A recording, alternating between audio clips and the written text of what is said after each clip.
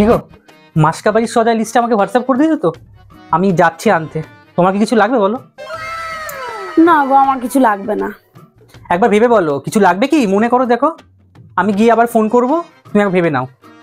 আমি বললাম তো আমার কিছু লাগবে না। ঠিক আছে, ফোন করো, কিন্তু লাগবে না কিছু। তাহলে ঠিক আছে, যাই আমি। 2 hours later. হ্যালো, হ্যাঁ আমি মলে আছি। কিছু লাগবে কি? লাগলে বলো, তাহলে আমি নিয়ে যাব।